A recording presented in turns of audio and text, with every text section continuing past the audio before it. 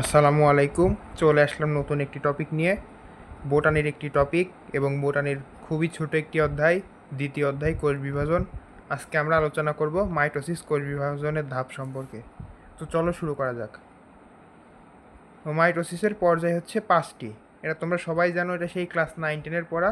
Prophase, metaphase, metaphase, anaphase, telophase. এবার চলো কোন ধাপে কি হয় সেটি সম্পর্কে আমরা জানি। প্রথমে আসি প্রোফেজ। প্রোফেজ হচ্ছে মাইটোসিস কোষ বিভাজনের প্রথম পর্যায় বা আদ্য পর্যায়। তো একটা জিনিস তোমরা মনে রাখবা, প্রোফেজে যা যা হবে টেলোফেজ অর্থাৎ লাস্ট যেই ফেজটা আছে এটাই হবে প্রোফেজের উল্টা। তাহলে তুমি যদি প্রোফেজটা বুঝো টেলোফেজটা ইজিলি বুঝে যাবা। প্রোফেজের প্রোফেজটা কিন্তু মাইটোসিসের সব থেকে দীর্ঘস্থায়ী পর্যায়, মানে এই প্রোফেজে সব থেকে বেশি টাইম লাগে, এর জন্য এটি সব থেকে দীর্ঘস্থায়ী পর্যায়। এখানে হচ্ছে নিউক্লিয়াস আকারে বড় হবে, তারপরে এগুলো খাটো মোটা হবে, এখানে কিন্তু জল বিয়োজন হবে। এই যে জল বিয়োজন আরম্ভ হয়। এখন দেখো জল বিয়োজন মানে পানি বের হয়ে যাচ্ছে। ধরো তুমি একটা পলিথিনে পানি নিলে, এখন সেটা যদি ফুটা করে বের করে দাও তাহলে কি হবে? সেই পলিথিন আস্তে আস্তে কী হবে? সরু হবে, সংকুচিত হয়ে যাবে না, খাটো হয়ে যাবে, আবার একসাথে কী আসবে? গুছাইয়া যাবে, তাহলে মোটা হবে। তো এবার দেখো প্রোফেজে কিন্তু সেই বৈশিষ্ট্য আছে যে ক্রমাগত জল বিয়োজনের ফলে ক্রোমোজোমগুলো সংকুচিত হতে থাকে, ক্রোমোজোমগুলো খাটো মোটা হয় এবং রং ধারণ ক্ষমতা বৃদ্ধি পায়। এটা মনে রাখবা যে রং ধারণ ক্ষমতা কিন্তু বৃদ্ধি পাবে এবং স্পষ্ট থেকে স্পষ্টতর দৃষ্টিগোচর হয়। যে পানি বেরোয় যাচ্ছে তাহলে কি ভিতরের জিনিসগুলো সব দেখা যাবে না? জলই তো ঘোলা করে রাখছিল। এই যে নিউক্লিওলাস এবং নিউক্লিয়ার এনভেলপ এই পর্যায়ে শেষে কিন্তু বিলুপ্ত হতে থাকে। মানে নিউক্লিওলাস এবং নিউক্লিয়ার এনভেলপ যে তোমার কোষে গুছানো অবস্থায় থাকে, যে কোষ বিভাজন শুরু হলে প্রোফেজ পর্যায়ে এগুলো আস্তে আস্তে কী হয়? বিলুপ্ত হতে থাকে। এই যে সাইক্লিন ডিপেন্ডেন্ট কাইনেজ বা সিডিকে, এটা একটা প্রোটিন। এটা কর্তৃক কিন্তু প্রোটিনের যেই ফসফোরাইলেশনের কারণে ক্রোমোজোম সংকোচন শুরু হয়।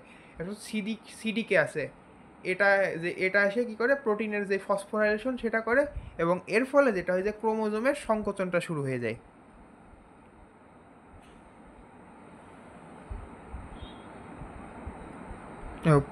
আরেকটি গুরুত্বপূর্ণ লাইন যে এখানে ক্রোমোজোম থাকে, ক্রোমোজোমে কিন্তু একটা লম্বালম্বিভাবে বিভক্ত এবং সেটা কিন্তু সেন্ট্রোমিয়ার ব্যতীত।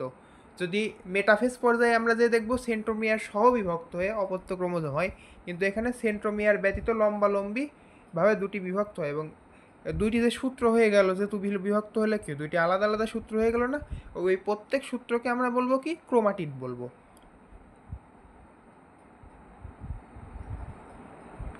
এই পর্যায়ের আরেকটি ইম্পর্টেন্ট হচ্ছে যে ক্রোমাটিড হলে এবার কি প্রোমেটাফেজের কিছু জিনিস তো এখান থেকে স্টার্ট হওয়া লাগবে। তো একটা থেকে স্পিন্ডল তন্তু, যেটা প্রোমেটাফেজের ক্ষেত্রে গুরুত্বপূর্ণ। সে স্পিন্ডল তন্তুর যে উৎপত্তি, এটা কিন্তু প্রোফেজ ধাপেই হবে। তাহলে কি হবে? স্পিন্ডল তন্তুর সৃষ্টির সূচনা ঘটে। কারণ স্পিন্ডল তন্তু সৃষ্টিত হলে আমার এটা কোথা থেকে ঘটে সেটা জানা লাগবে। দেখো প্রাণী কোষের ক্ষেত্রে এটা হচ্ছে সেন্ট্রিওল থেকে। স্পিন্ডল তন্তু আমরা এর আগেও পড়ছি যে সেন্ট্রিওল থেকে স্পিন্ডল তন্তুর সৃষ্টি হয়, কিন্তু উদ্ভিদ কোষে কিন্তু সেন্ট্রিওল নাই। তাহলে উদ্ভিদ কোষেরও তো সৃষ্টি হওয়া লাগবে, উদ্ভিদ কোষেরও তো কোষ বিভাজন হওয়া দরকার। সেক্ষেত্রে উদ্ভিদ কোষে যেহেতু সেন্ট্রিওল থাকে না, উদ্ভিদ কোষে মাইক্রোটিউবিউল নামে একটা অঙ্গ থাকে। এই মাইক্রোটিউবিউল কী করে? সেন্ট্রিওলের কাজ করে, অর্থাৎ স্পিন্ডল তন্তুর সূচনা ঘটায়। এই হচ্ছে আমাদের প্রোফেজ ধাপ। তাহলে প্রোফেজ ধাপে কী কী হয়? যে পানি বেরোয় যায়, তাহলে কি খাটো মোটা হয় ক্রোমোজোমগুলো, জল বিয়োজন শুরু হয়, ক্রোমোজোমগুলো সেন্ট্রোমিয়ার ব্যতীত বিভক্ত হচ্ছে, রং ধারণ ক্ষমতা স্পষ্ট হয়। আর আমরা সবার শেষে কী করলাম? যে স্পিন্ডল তন্তুর সূচনা ঘটে। আর প্রাণী কোষের সূচনা ঘটে হচ্ছে সেন্ট্রিওল থেকে, আর উদ্ভিদ কোষে ঘটে হচ্ছে মাইক্রোটিউবিউলস থেকে। এই হচ্ছে প্রোফেজ। আচ্ছা সবাই চিত্রটা দেখো, এই দেখো এখানে প্রোফেজের চিত্র দেওয়া আছে।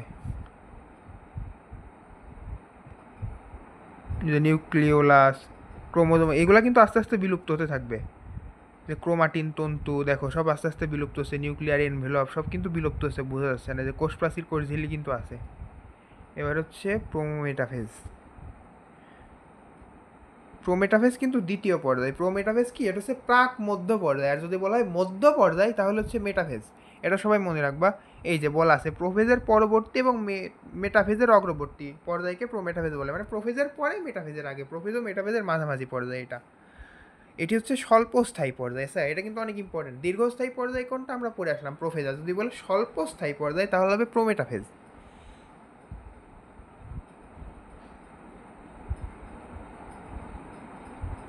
আচ্ছা, আমরা প্রোফেজে কি পড়ছি যে স্পিন্ডল তন্তুর সৃষ্টি হয়, কিন্তু এই প্রোমেটাফেজে হচ্ছে স্পিন্ডল যন্ত্রের, মানে কি তন্তুটাই আরেকটু মডিফাইড হয়ে স্ট্রং হয়, তখন সেটাকে কি বলা হয় স্পিন্ডল যন্ত্র। তো তন্তুটা তুলনামূলকভাবে দুর্বল, এটার জন্য প্রোফেজেই সৃষ্টি হয়ে থাকে। আর এটা যখন আরেকটু মডিফাইড হয়ে এই যে দেওয়া আছে যে স্পিন্ডল যন্ত্রের সৃষ্টি হয় প্রোমেটাফেজে। এই যে এখানে কিন্তু দেখো প্রোফেজ থেকে হচ্ছে কি নিউক্লিয়ার এনভেলপ এগুলো হচ্ছে কি বিলুপ্ত হওয়া শুরু হয়ে যায়, এবং প্রোমেটাফেজেও এগুলো বিলুপ্ত হতে থাকে। এবং এক সময় মানে বিলুপ্ত হতো প্রোফেজের নিউক্লিয়ার এনভেলপের বিলুপ্ত হতে শুরু হয়ে গেছেই, তাহলে প্রোমেটাফেজে কি এক সময় এটা কমপ্লিট বিলুপ্ত হয় কখন, প্রোমেটাফেজে যে একদম বিলুপ্ত হয়ে যায়। এবং এর সাথে কিন্তু নিউক্লিয়ার এনভেলপ একা নয়, নিউক্লিয় ওলাসও বিলুপ্ত হয়ে যায়। এগুলো কিন্তু প্রোফেজে হচ্ছে বিলুপ্ত হওয়া অলরেডি শুরু হয়ে গেছে, এবং প্রোমেটাফেজে আলটিমেটলি এগুলো বিলুপ্ত হয়ে যায়। এই যে প্রোমেটাফেজ পর্যায়ে উদ্ভিদ কোষে যে তন্তুময় প্রোটিনের সমন্বয়ে স্পিন্ডল যন্ত্রের সৃষ্টি হয়, যে বলছে যে স্পিন্ডল তন্তু তো আগে থেকেই প্রোফেজেই কিন্তু তন্তু সৃষ্টি হয়ে গেছে, এবং যন্ত্রটা সৃষ্টি হয় প্রোমেটাফেজে। এবং দেখো দুইটি মেরুর মধ্যবর্তী অঞ্চলকে ইকুয়েডর বা বিষুবীয় অঞ্চল বলে, যে প্রোমেটাফেজ ধাপের এই যে ছবি আছে দেখো, এই যে এটা হচ্ছে দুইটা মেরু, এইটা একটা মেরু এইটা একটা মেরু, আর এই যে মাঝখান দিয়ে যে অঞ্চলটা আছে মাঝখান দিয়ে এই যে মাঝখান দিয়ে যে অঞ্চলটা আছে এটাকে বলা হয় ইকুয়েটর বা বিষুবীয় অঞ্চলে, যে আমি লাল দাগ দিলাম এটা হচ্ছে ইকুয়েটর বা বিষুবীয় অঞ্চল।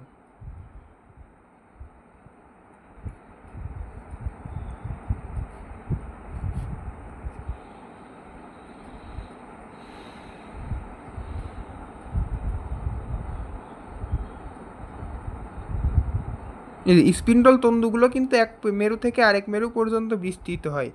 এই দেখো, এই যে এক মেরু থেকে এই যে এক মেরু পর্যন্ত এই যে বিস্তৃত হচ্ছে, এই যে লম্বা এই যে কার্ভ কার্ভ আকারে চারটা, এই সাইডে চারটা এই সাইডে আছে, এইগুলাকে বলা হয় যে, তো এই দেখো এই সাইডের মেরু থেকে শুরু হয়ে এই যে এই মেরু পর্যন্ত শেষ হচ্ছে, এইগুলাকে বলা হয় স্পিন্ডল ফাইবার। এক একটা হচ্ছে স্পিন্ডল ফাইবার, এটাই বইতে বলা আছে যে এক মেরু থেকে আরেক পর্যন্ত, আরেক মেরু পর্যন্ত যে স্পিন্ডল যন্ত্রের তন্তু, এই যে তন্তু আছে তন্তুগুলো বিস্তৃত হয়, এইগুলো হচ্ছে স্পিন্ডল ফাইবার।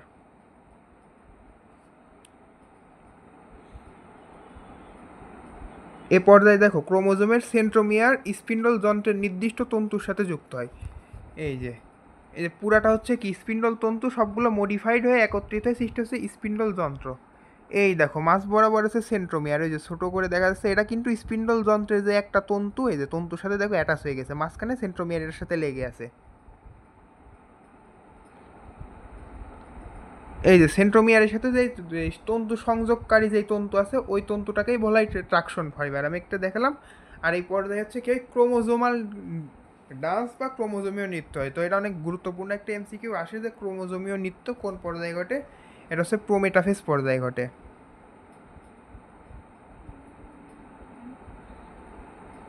আর এই যে ট্রাকশন ফাইবারের কথা তো আগেই বলছি যে ক্রোমোজোমের সেন্ট্রোমিয়ারের সাথে সংযুক্ত তন্তুকেই ট্রাকশন ফাইবার বলে। এই যে প্রাণীকোষে কিন্তু সেন্ট্রিওলের দুই মেরু থেকে হচ্ছে অ্যাস্টার রে তৈরি হয়। এই যে প্রাণীকোষ, আচ্ছা এখানে যে দুই মেরু সেন্ট্রিওলের যে এই মেরু আর এই যে এই মেরু দুই সাইডের যে মেরু, এই দুই মেরু যদি কোষটা প্রাণী কোষ হয় নট উদ্ভিদ কোষ, তাহলে কিন্তু অ্যাস্টার রে হচ্ছে দুই সাইড থেকে নির্গত হবে। এবার আসো মাইটোটিক সেন্টার। মাইটোটিক সেন্টার কাকে বলা হয়? নর্মালি হচ্ছে প্রাণী কোষের ক্ষেত্রে যদি বলি তাহলে সেন্ট্রোমিয়ারটা হচ্ছে মাইটোটিক সেন্টার বা সেন্ট্রোজোম। উদ্ভিদ কোষে তো সেন্ট্রোজোম নাই, তাহলে উদ্ভিদ কোষ বা নর্মাল উদ্ভিদ কোষের ক্ষেত্রে মাইক্রোটিউবিউলকে বলা হয় মাইটোটিক সেন্টারে। যে তাই বলা আছে যে কোষের এ অঞ্চলে মাইটোসিসের জন্য মাইক্রোটিউবিউল ব্যবস্থা করে, এটা উদ্ভিদ কোষের কথা। কিন্তু আমার এক মিনিট, প্রাণী কোষ, প্রাণী কোষে তো আমার মাইক্রোটিউবিউল নাই, তার জন্য প্রাণী কোষের সেন্ট্রোজোমই হচ্ছে মাইটোটিক সেন্টার হিসেবে কাজ করে। স্পিন্ডল ফাইবার ফাইবার কিন্তু সেন্ট্রোমিয়ারের যে যে জায়গাটা যুক্ত হয়, যে আমরা এই যে কী দেখছি যে এই যে এইখানে স্পিন্ডল ফাইবার সেন্ট্রোমিয়ারের যে ক্রম যুক্ত হচ্ছে এই জায়গাটাকেই বলা হয় কাইনেটোকর মোটর প্রোটিন। কাইনেটোকর মোটর প্রোটিনের সাথে যুক্ত হয়। তো এই গেল প্রোমেটাফেজ ধাপ। তো প্রোমেটাফেজ ধাপে আমরা যেটা দেখলাম যে স্পিন্ডল যন্ত্রের সৃষ্টি হচ্ছে, তারপরে তোমার তুলনামূলকভাবে এর হলো খাটো মোটা হচ্ছে ক্রোমোজোমগুলো, তারপর এখানে ক্রোমোজোমাল ড্যান্স হচ্ছে, তারপরে সেন্ট্রোমিয়ারগুলো ট্রাকশন ফাইবারের সাথে যুক্ত হচ্ছে। আমরা এই জিনিসগুলোই দেখলাম। এর সাথে আমরা মাইটোটিক সেন্টার চিনলাম, যে সেন্ট্রোজোমকে বলা হয় প্রাণীর মাইটোটিক সেন্টার, আর মাইক্রোটিউবিউল হচ্ছে উদ্ভিদের ক্ষেত্রে মাইটোটিক সেন্টার। তো এবার আসো মেটাফেজে। মেটাফেজ হচ্ছে কি মধ্য পর্যায়, মানে একদম যে মিডিল ফেজ, এটা হচ্ছে মেটাফেজ। তো মেটাফেজে কিছু জিনিস ঘটে। এটা হচ্ছে স্পিন্ডল যন্ত্রের যে একদম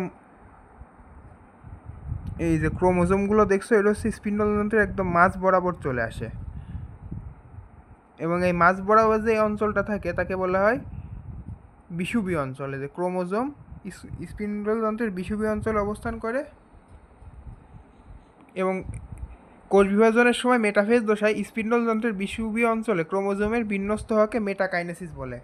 অর্থাৎ এই যে ক্রোমোজোমগুলো বিষুবীয় অঞ্চলে বিন্যস্ত হচ্ছে, যে বিষুবীয় অঞ্চলে চলে যাচ্ছে যেই প্রক্রিয়ার মাধ্যমে, এটাকে বলা হয় কি মেটাকাইনেসিস। বিষুবীয় অঞ্চল আর যে আসার যে প্রসেস, এটা হচ্ছে মেটাকাইনেসিস। এখানে ক্রোমাটিনগুলো কি খাটো মোটা হয়। এই যে এই পর্যায়ে ক্রোমোজোমগুলো সব থেকে বেশি মোটা, খাটো, স্পষ্ট, অনেক স্পষ্ট দেখা যায়। এবং খাটো মোটা হয়ে যাওয়া, যে খাটো মোটা হয়ে যাওয়াকে বলা হয় কনডেনসেশন বা ঘনীভবন।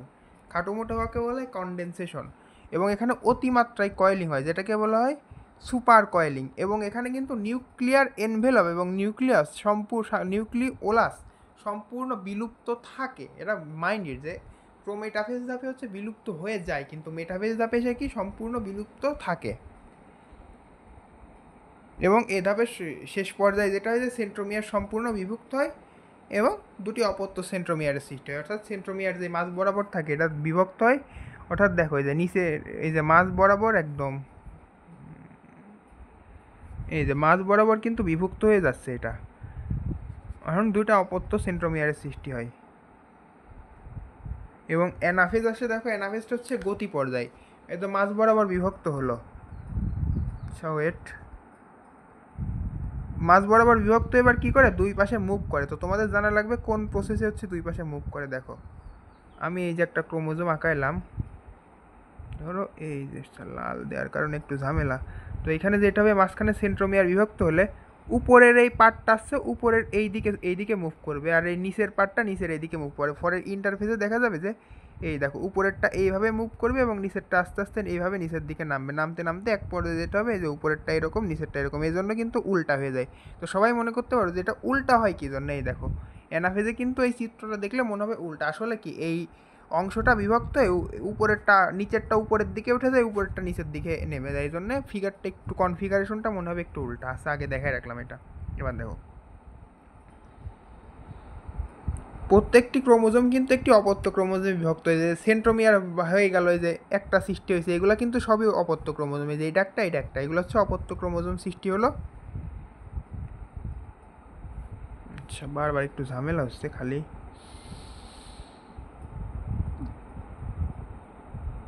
এবং কি প্রত্যেকটা ক্রোমোজোম নিকটস্থ মেরুর দিকে যায়। দেখো এই যে এইভাবে বিভক্ত হলো, তারপরে কি এই ক্রোমোজোম এই যে উপরের মেরুর দিকে গেল, আবার এটা নিচের মেরুর দিকে চলে আসছে, এবং এটা বিভিন্ন আকার ধারণ করে। সো এটা আমরা ছোটোবেলায় পড়ছি যে চারটা আকার ধারণ করে, একটা হচ্ছে ভি, এল, জে আর আই। তো চারটা আকার ধারণ করলে এর আবার চারটা নাম আছে। যদি এটা ভি আকার হয় তাহলে বলা হয় মেটাসেন্ট্রিক, এল যদি হয় তাহলে বলা হয় সাবমেটাসেন্ট্রিক, জে হলে অ্যাক্রোসেন্ট্রিক এবং আই হলে টেলোসেন্ট্রিক। এই চারটা নামে ডাকা হয়। এবং অপত্য মেরুর ক্রোমোজোম কাছে একদম মেরুতে পৌঁছালে এটা অ্যানাফেজ শেষ হয়েছে। দুই মেরুতে পৌঁছাই গেছে না, তাহলে এসে তোমার অ্যানাফেজ ধাপ কী হবে, শেষ হবে।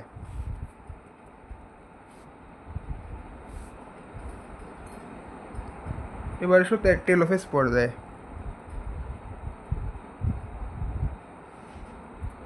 এ পর্যায়ে কিন্তু কি অপত্য ক্রোমোজোমগুলো দুটি বিপরীত মেরুর স্থির অবস্থান নেয়, মানে অলরেডি দুটি মেরুতে কিন্তু এই যে অবস্থান নিয়ে নিছে। এবং আমরা প্রথমেই বলছি যে প্রোফেজের উল্টা কাজ হয়। অর্থাৎ প্রোফেজে কী হয়েছে, জল বিয়োজন হয়েছে, রং ধারণ ক্ষমতা বৃদ্ধি পেয়েছে, নিউক্লিয়ার এনভেলপ এবং নিউক্লিওরোলাস কি বিলুপ্ত হয়ে গেছে। কারণ এই পর্যায়ে যে হবে সবগুলো আস্তে আস্তে ফিরে আসবে। অর্থাৎ কি জল যোজন হবে, তারপরে ক্রোমোজোমগুলো এই দেখো ক্রমান্বয়ে এটা হচ্ছে প্রসারিত হয়। প্রোফেজে কি এটা হচ্ছে সংকুচিত হয়নি, এই যে ক্রোমোজোমগুলো আবার যে জল যোজন করে। প্রোফেজে কি হয়েছে, জল বিয়োজন, তাহলে টেলোফেজে হবে জল যোজন।